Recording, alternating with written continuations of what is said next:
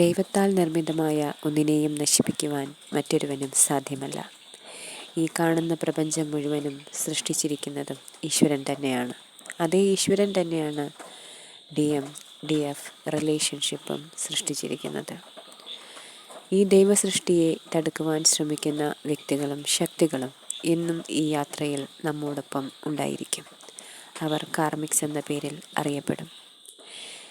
എന്തു തന്നെയായാലും ഈ ബന്ധത്തെ ഊട്ടിയുറപ്പിച്ച് മുന്നോട്ട് കൊണ്ടുപോകുവാൻ നമ്മെ ദൈവം സഹായിക്കും. നിങ്ങൾ വിശ്വസിക്കുന്നത് ഏത് ഈശ്വരനിലായാലും ആ ഈശ്വരൻ്റെ സാന്നിധ്യം, സ്നേഹം, സംരക്ഷണം എന്നിവ എപ്പോഴും നിങ്ങളുടെ കൂടെ ഉണ്ടായിരിക്കും.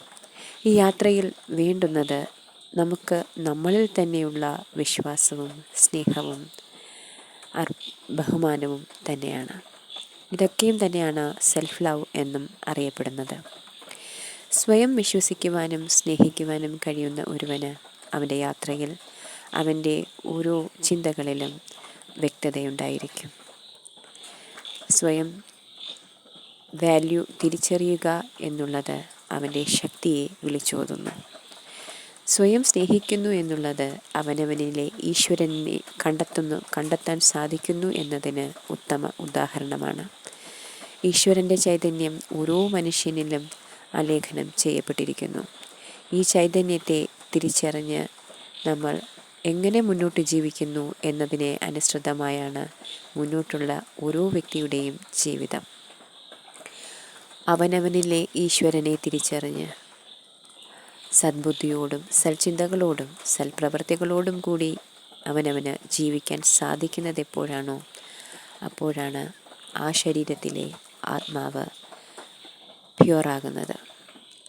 ആ പ്യൂരിറ്റി ആ ആത്മാവിൻ്റെ മോക്ഷത്തിലേക്ക് കൊണ്ടെത്തിക്കുന്നു. ഇത് നമ്മുടെ ഏറ്റവും ലാസ്റ്റായിട്ടുള്ള ബർത്താണെന്നും നമുക്ക് നമ്മുടെ ആത്മാവിനെ മോക്ഷപ്രാപ്തിയിൽ എത്തിക്കേണ്ടത് അനിവാര്യമാണെന്നും മനസ്സിലാക്കുക. നമ്മുടെ ചുറ്റിലും കാണുന്ന ഒരു ഫിസിക്കൽ വേൾഡിനും അപ്പുറം ആണ് നമ്മളെന്ന ഓരോ വ്യക്തിയും അല്ലെങ്കിൽ ഓരോ ആത്മാവും എന്ന് മനസ്സിലാക്കുക. ഫിസിക്കൽ വേൾഡിൽ പലതരത്തിലുള്ള പ്രലോഭനങ്ങളും ഉണ്ടായെന്നിരിക്കും.